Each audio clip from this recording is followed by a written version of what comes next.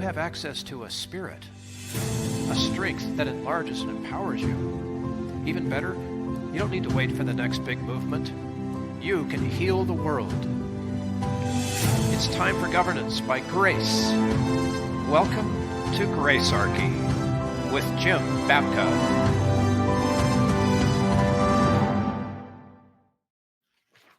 Big thank you to those who are listening or watching alongside Jim and me today. And part two, Speaker Johnson will not be raptured. We left off... and nor right will, at by the way, apocalypse. Mike Huckabee or Ted Cruz, who we talked about at the end of the previous episode. Me, I mean, I won't be raptured either. I just want to let, just so that we're clear. Yes. So, yes. Let's jump right back into where we left off, Jim. Yeah, so apocalypse is showing what is unseen. People confuse this word all the time with cataclysm, but it is the pulling back of the curtain. Everybody who's been to a play has seen this. Now, the importance of it is that John is giving is writing an epistle. John of Patmos is writing an epistle. And it's the longest epistle in the New Testament. And it's different in a very distinct way. Most epistles, which means letters, were sent to churches at a time before there was a mimeograph machine, let alone a photocopy machine or a printer, right? To get something printed meant that somebody had to sit down and write it, a copy of it on parchment. It's a very, very expensive process. It was rare necessarily that everybody in all the cities they were going to were literate. Literacy was a rare thing because having a book was a prized possession, and there were more scrolls back then, right? So how do you communicate? How do you share a letter? Well, someone would come and take that letter and be a courier who would carry that letter to a church. And then they would read the letter from the apostle to the assembled group there. They would read the whole letter. They would gather and listen to the reading of the letter. And they might continue to read the letter again and again. I have reason to believe that part of the reason we have these things is that they were read more than once, aloud. So this is essentially a verbal thing. Now, I want you to keep this in mind as I begin to tell you how the book of Revelation opens, because it doesn't open as a prophecy. It opens as a letter. But unlike all of the other epistles in the New Testament, this one has 7 churches to whom it's speaking by name, all in Asia Minor, mostly in what we would now call Turkey. And John is exiled on Patmos. He's been exiled because he was declared an atheist because he did not worship Caesar. Right. Okay. There you go, people. So he's a threat to the established order because he does not endorse the worship of Caesar. And that makes him an atheist. He's without God. That's the origin of the term, folks. So people throw this term around now, but it meant, in fact, there's a famous comedian who goes around and says, I just believe in one God fewer than the rest of you. Okay. That was John's position. He believed in one God fewer than the Caesar himself. And that made him an atheist at the time. So he's there and he has this vision and he's told by Jesus to write. So the title of the book, the title of this epistle is not Revelations. It is no plural on it. Okay. And apocalypse means a revealing of something. We'll get to what that is in a moment. It is the apocalypse of Jesus Christ. That's the name of the book. That's the actual name of the book. Now, we call it Revelation because the English word for apocalypse can translate to revelation. It means the same thing. It is a revealing of something. And it tells us, in this case, what it's revealing. It's revealing something about Jesus Christ. So everybody that comes along and pretends like this book is about the end of days, well, okay, don't add or subtract to the words. That's Revelation 22. Did you spend enough time trying to figure out how this was about Jesus Christ before you hung up a giant bed sheet and laid out your timeline? Did you do this before you grabbed your newspaper and did like Hal Lindsey did in the 1970s, where you said, oh, there's this Gog and Magog creature, and that's the Soviet Union. And so the Soviet Union is going to come and invade from the north. Oh, wait a minute. The Soviet Union fell? Oh, crap. It's the Muslims. Yes, it's the Muslims that are going to come and invade, right? And that's the switch that they all made. This is the reason that I kind of walk away from this, to continue a point I made in the previous episode. It's these kinds of things. They kept changing. This timeless thing They kept changing it, right, to suit whatever the political agenda of the moment was. And they overlook the revelation of Jesus Christ, the apocalypse, the revealing of Jesus Christ. So we're going to learn something new about him. So he starts off the book writing to 7 churches. Now here, let me give you some statistics. These are 7 churches, and 6 of them receive a praise or a positive affirmation for the work that they're doing. There's something that Jesus wants them to know through John about how happy or satisfied or proud he is of what they're doing. You have this, and that's wonderful. 6 of them. One church does not get that. Laodicea. Now, I want you to stop and think about this for a moment, because I don't know how many people actually reading the book actually ponder what I'm about to say out loud. This is being read in front of the churches, and the courier in this case has 7 different churches to go to. And he's reading everybody else's mail in front.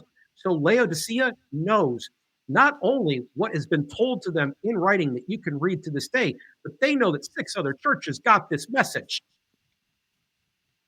And there was no praise in there for them. In fact, 5 out of the 7 receive admonishment. They are told that there is something they are doing that is displeasing, and Laodicea is on the list. So if you're keeping score, Laodicea has no positives and has no positive, but they do have a negative. 5 of the 7 have a negative, something they need to work on, something they need to fix. 2 do not have negatives.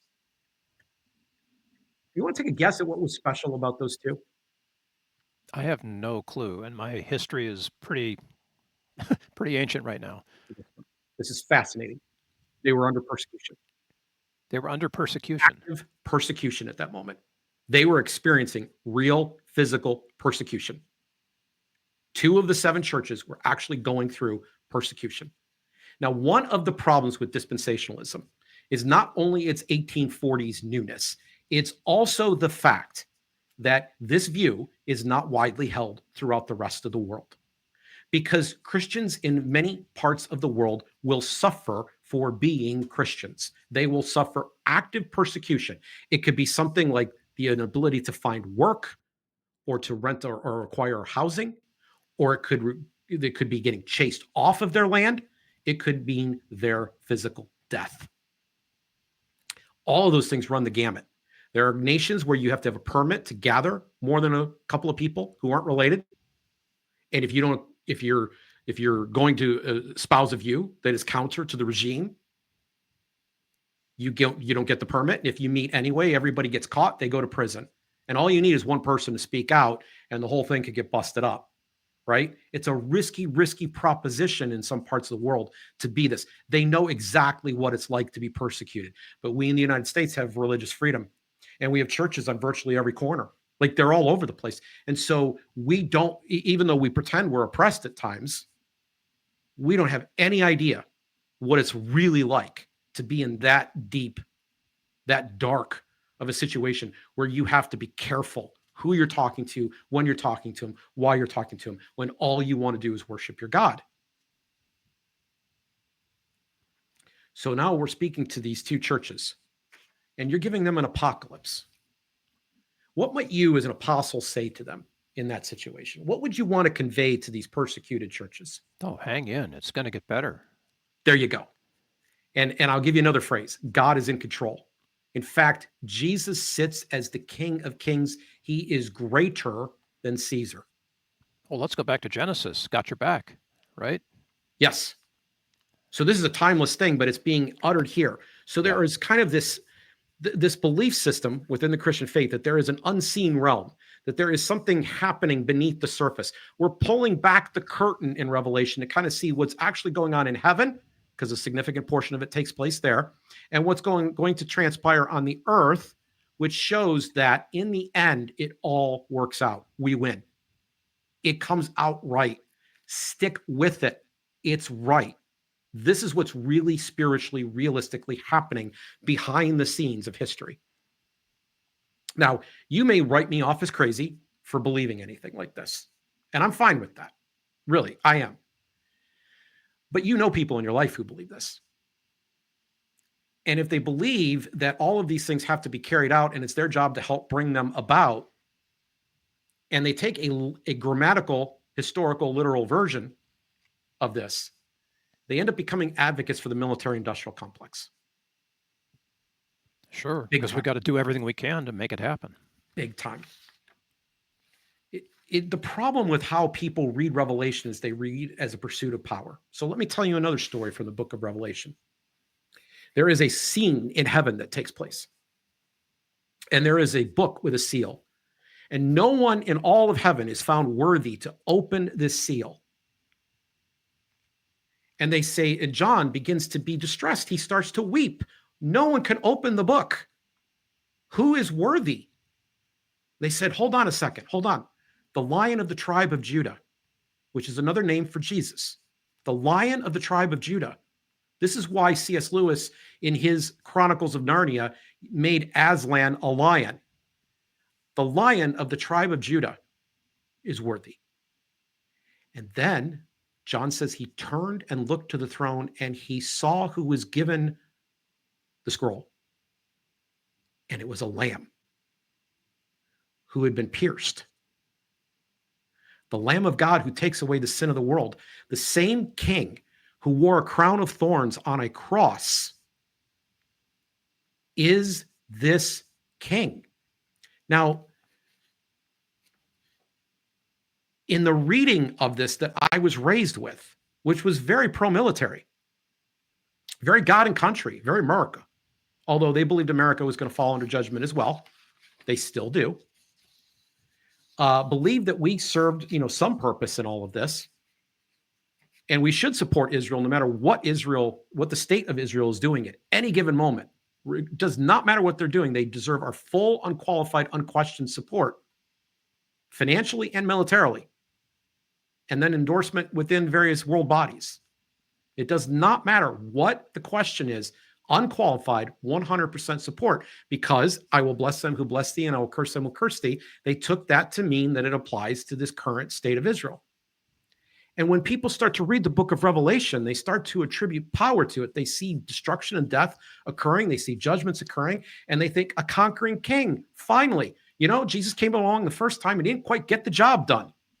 The people at that time wanted him to be a king, and don't worry, he's still going to come along and be a king. And John's saying, wait a minute, this king, this greater than all, is the servant of all, was willing to put himself in a position where he could be destroyed by you, if that's what it took to win your heart. And how did that work out? I'm sorry? And how did that work out? Well, I'm grateful for it, Bill. It's worked out. Yeah. It's helped me. I'm being facetious, but in the micro, it works great. Well, in the macro, it's going to. I don't know if I agree with that, but I'll give it to you for now. Okay. I'm curious. I'm just curious. Why don't you agree with it? The thing that bothers me is that it's exclusive. And the Christian who stands up and says that, only Christians are going to heaven has got a real problem, because that isn't what Jesus said. What if I said to you that the people who are going to heaven are the people that want to be there? Well, I'm down with that. Yeah, absolutely. Okay. And is it okay that some would choose not to go there? Of course. Okay. So on that score, I actually, referencing the aforementioned C.S. Lewis, would recommend The Great Divorce. I think this is a question we need to address at some point in much more depth than we're going to do today. And the trouble is that when policy is informed by the answer to this question, we run into trouble.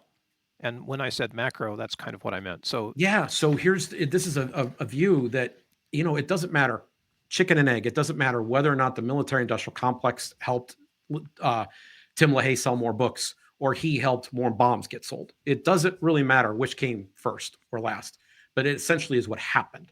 Yeah. Okay. There's a real marriage here in these two concepts between the wars that we have had in the Middle East and the way that the policies we've handled there. And the result of our policies in the Middle East has been consistent. Two things have consistently occurred through all the interventions that the first Great Britain and France made, but then we picked up the mantle and ran with it for most of the 20th century. Two things have been consistently true. One, is that the Christian population in Middle Eastern states has shrunk considerably. And two, the form of Islam that becomes dominant is much more radical and fundamentalist. And we're saying that that's on us, right? I believe it is. So Hamas spokesman Abu Ubaidah began a speech marking the 100th day of the war in Gaza. So this is early 2024. And he said that, and this didn't make any headlines anywhere. He said that amongst the motives for the Palestinians' militant action on October 7th was the Jews bringing red cows to the Holy Land. These red heifers that Speaker Johnson, we discussed so much in the previous episode, was involved in helping deliver, paving the way for that to happen. He appears to have been directly involved. He's definitely supportive of this. I don't know if I have the receipts to say he was directly involved, but enough so that he's in Palestine inspecting the delivery of animals that under normal circumstances could not have even been legally delivered.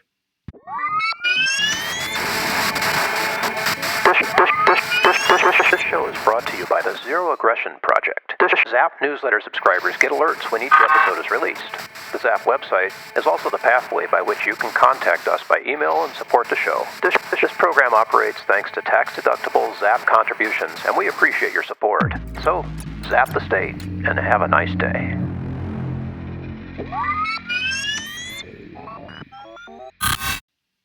So are we saying that this is all just bait?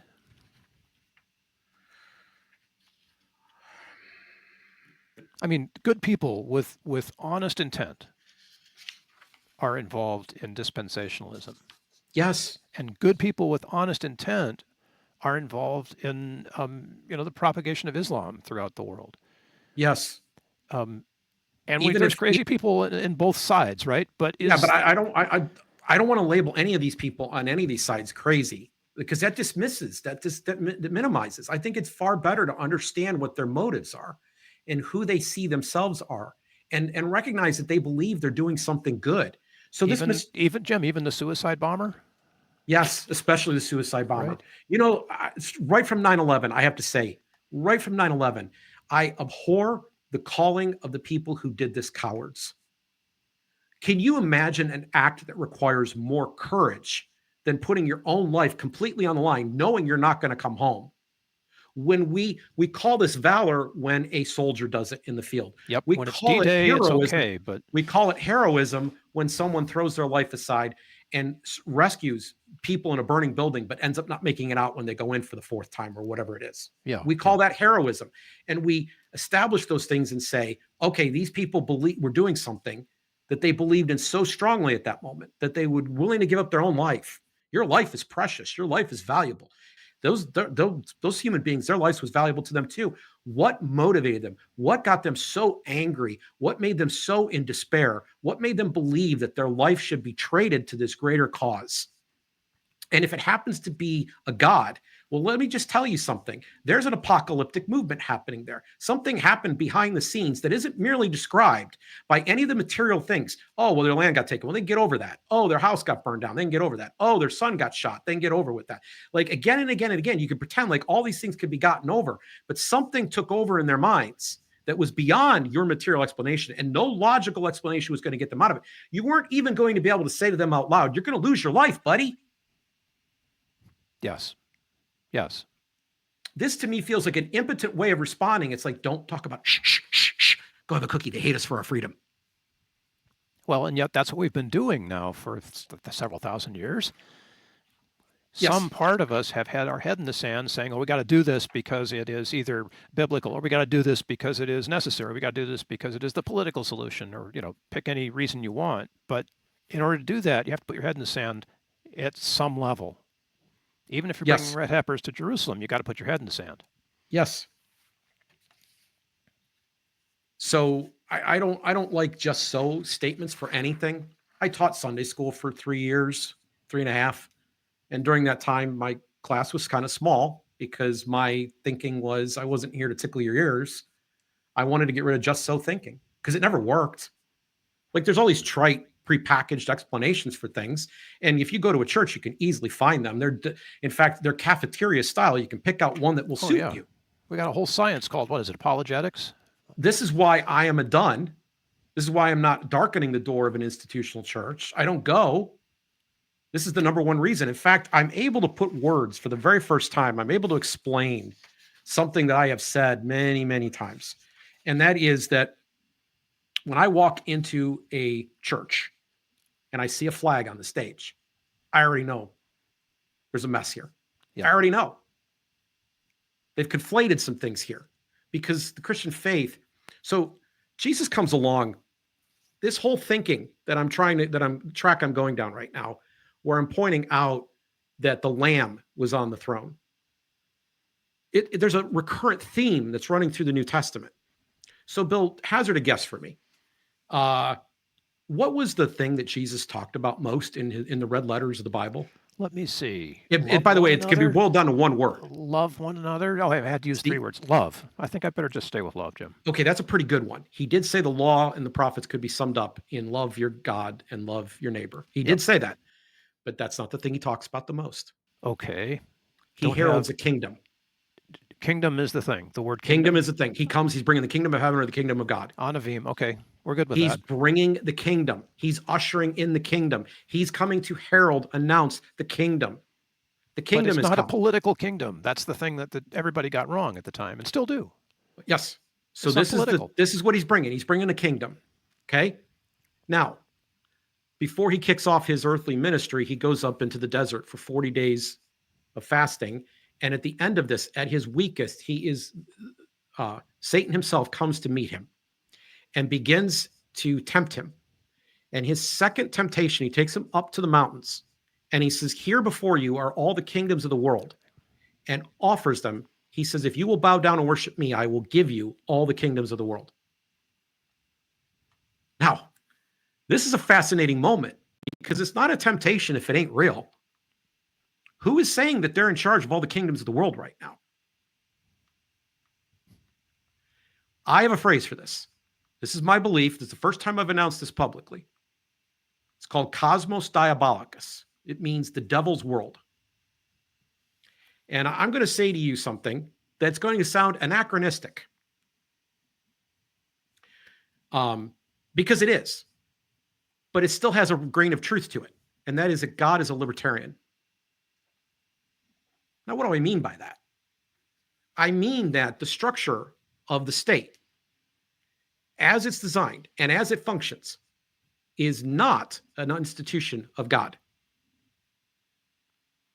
It is an institution that is used by corrupt and bad people to do corrupt and bad things. And we have an example of it happening in our headlines right now with the Epstein story. There is a cover-up, and there have been other cover-ups. We've talked about the Kennedy cover-up here. There have been other cover-ups. There's been information that's been withheld from the people. You know, in Europe, they actually understand this distinction I'm about to make. There is a thing called the state. Max Weber, who is not a libertarian, he's basically the founding father, if you will, of sociology, says the state is the institution that has the authority to initiate force in a given geographic area to achieve the social goals. Okay? This means they bear the power of the sword. That means that they are the terror. They are able to be terror to anyone, not just evildoers. People miss this point. Not just the bad guys. They're a terror to everyone all the time. Now, if you go back into Israel's history, go back into the Old Testament, you're going to find that in that story, there was a period called the Judges. And judges would come up every time there was a serious problem that needed to be addressed that could not be addressed at the clan or tribal level. The tribes would get together and they would fall under the leadership of one person who would lead them through this calamity, normally something that was being imposed by an outside invader. They would organize them properly to fight, and then they would return back to their home when they were done. And they were called a judge. That's what we refer to them as. At the end of this period, the people say, you know, this method of security is very ad hoc. It'd be a lot better if we got this thing organized and under good scientific principles. We should have, you know, a rank of various things, and we should pay taxes, and it'll be great. We need a king. And Samuel says, well, wait a minute. I'm supposed to be the guy you go to right now. I'm the leader, the priest. You don't need a judge at the moment. You definitely don't need a king. But God says, let them have what they want. They're not rejecting you, Samuel. They're rejecting me. And then he begins to explain to Samuel what to tell the people, all the things the king will do to them. And if anything, the case described by Samuel to the people understates how bad the state performs. Now, in Europe, they know Max Weber's definition. They understand it, and they're able to separate the state from government.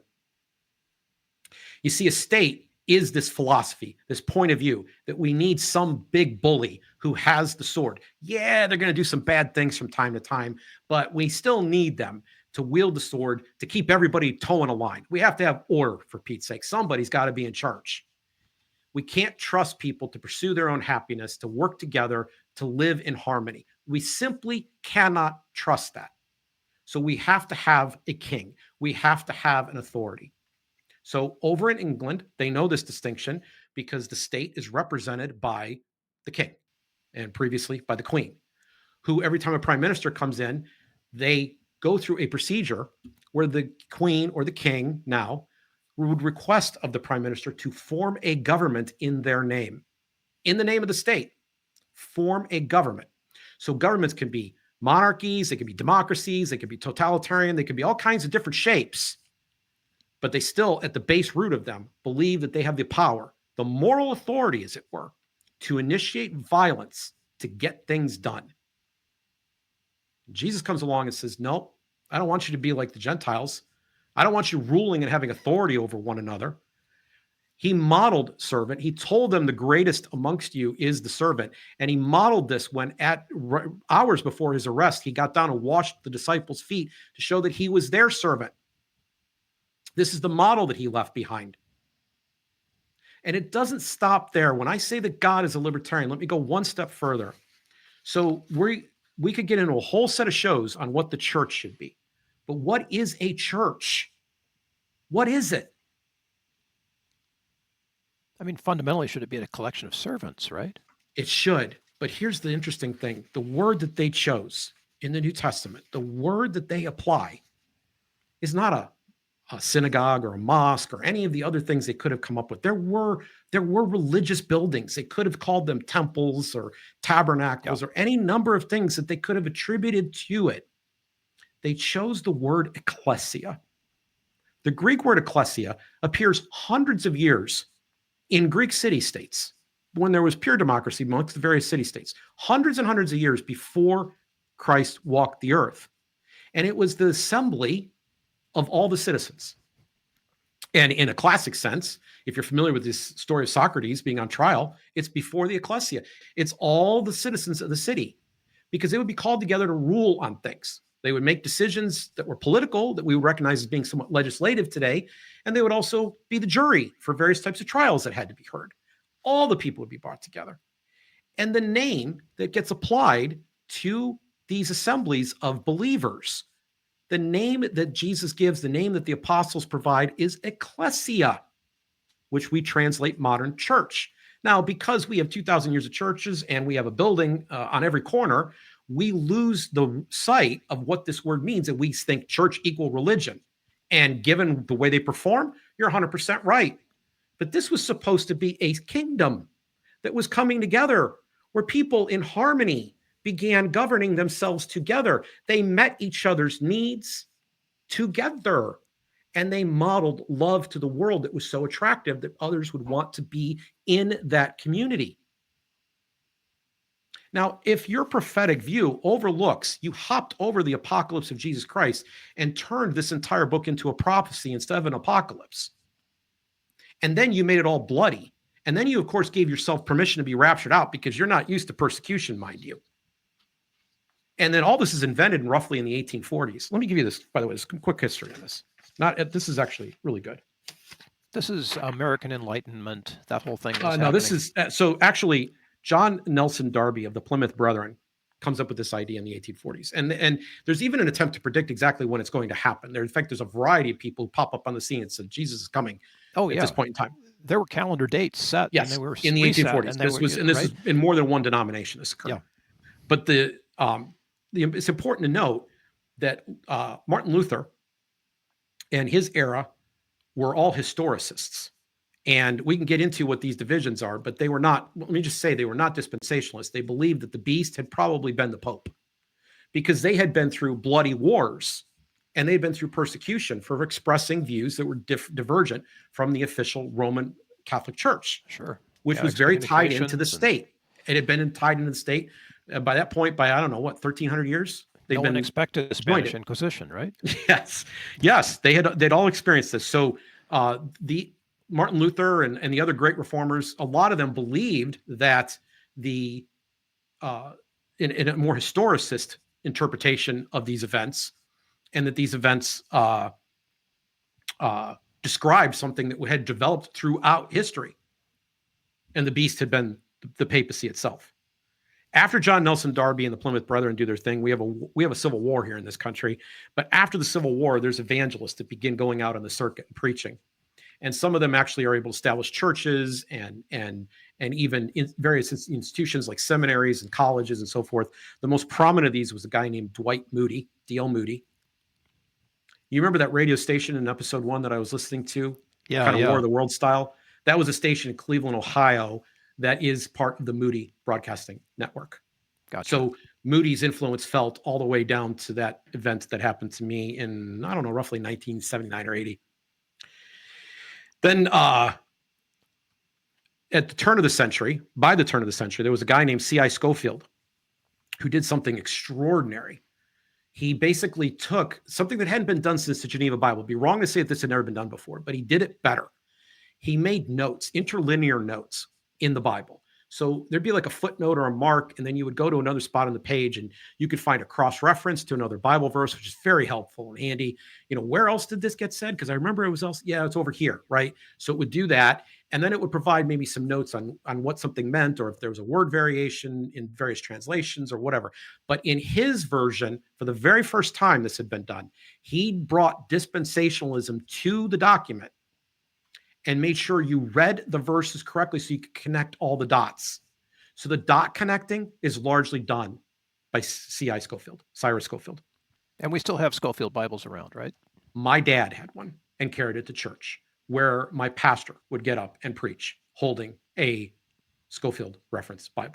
In my fundamentalist Baptist church in the 1970s as a kid, in the 1980s, that was the Bible, okay? Louis Sperry Schaefer was one of his disciples. Scofield's adherents or followers had been mentored by him. He founds Dallas Theological Seminary, which becomes the hub of training out generations of pastors who would go into churches. And one of the graduates from that school was none other than Hal Lindsey, who wrote the best-selling book of the 1970s, The Late Great Planet Earth.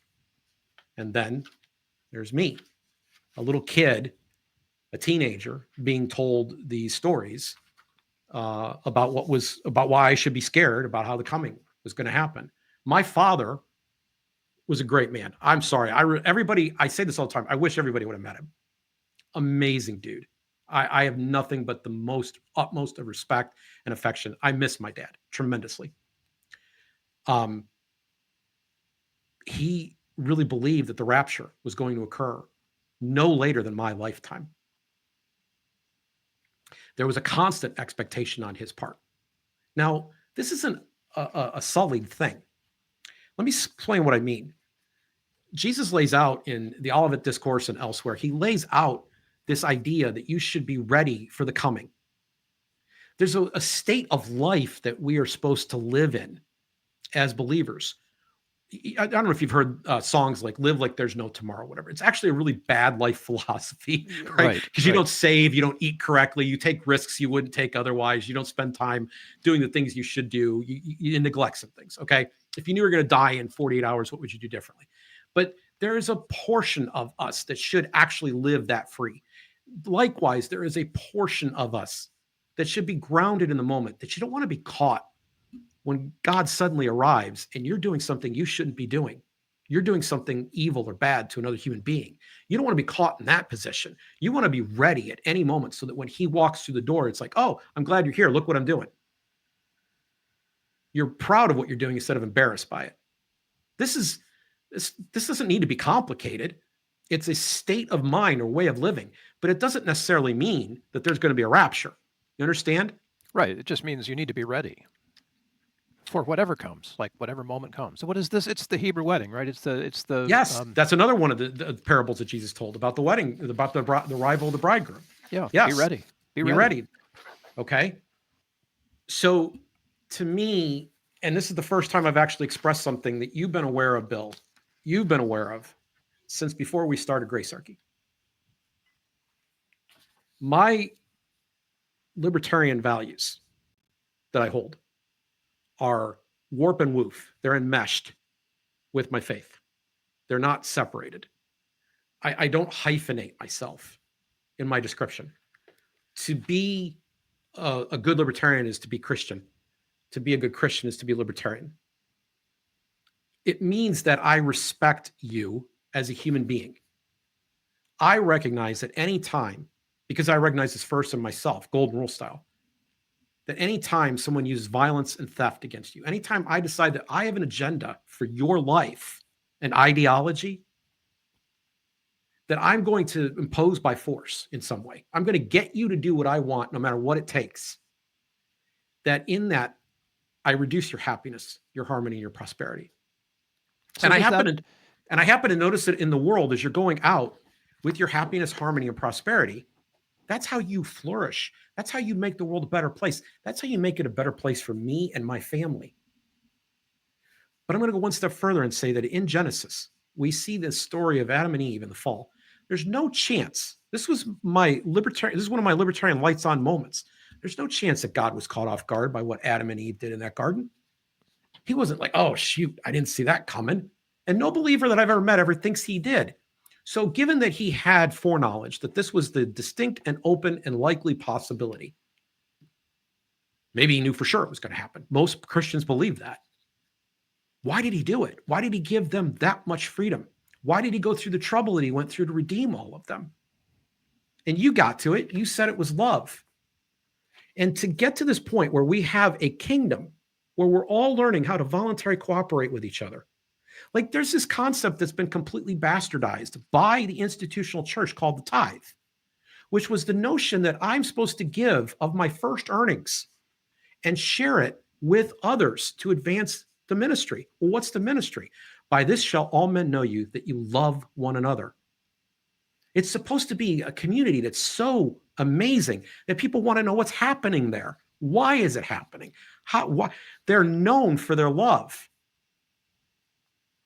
This is the kingdom that he sought to usher in, and he was willing to put himself on a cross to get our attention, to even say, hey, look, I'm in the midst of all of it with you. I came down and lived as a human being too. I know what your muck is. I know what your struggles are. I understand you. I feel you.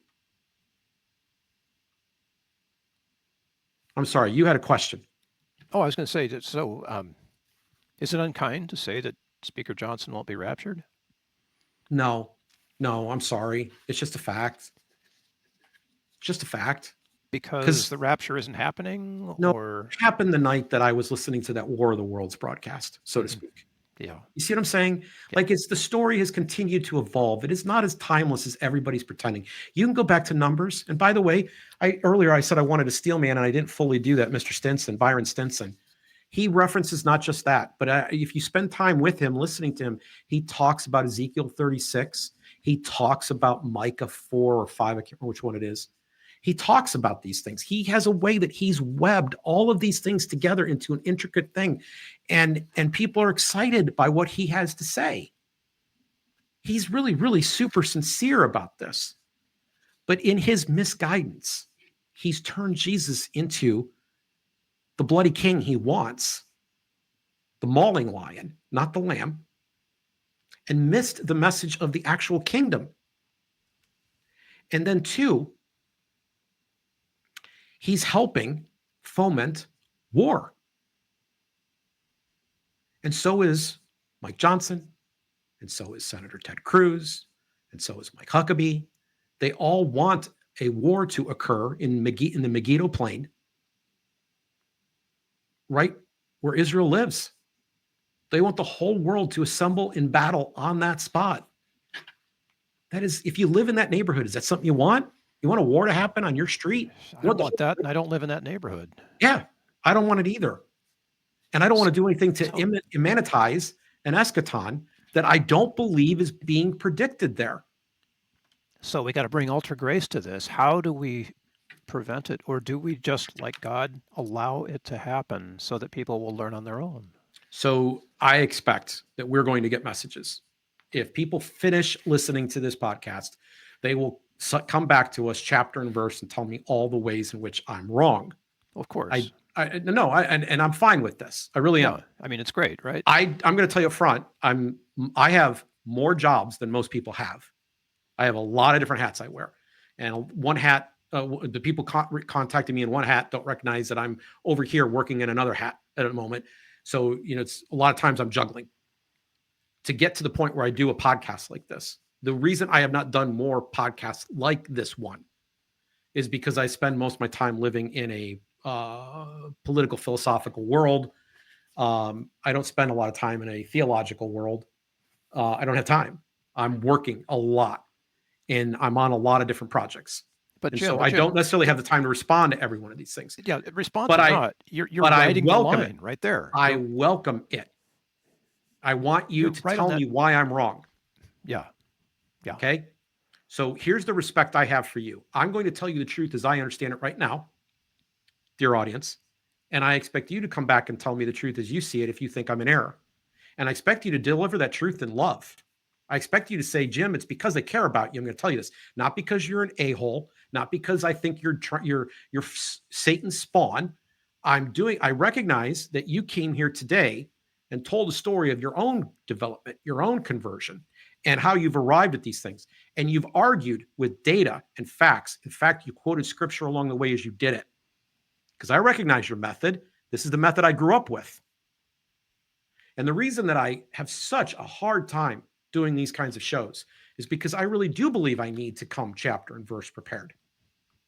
I have to be able to line my stuff up and back it up because it's a sacred responsibility from where I come from my past, from my upbringing, and even from the Bible itself, which says that false teachers deserve to be destroyed because they create a lot of problem. They hurt other people. I'm not asking for anybody's destruction. I don't have Schadenfreude. I'm not looking at Byron Stinson or Mike Johnson hoping for their downfall. That's not what I'm doing. I'm saying on the facts. I'm saying historically speaking, you've always been wrong. And there's no reason to believe that you're going to be right today or tomorrow. None. But I do imagine that along the way of you trying to immanentize the eschaton, you're going to create an international incident that we're going to all regret.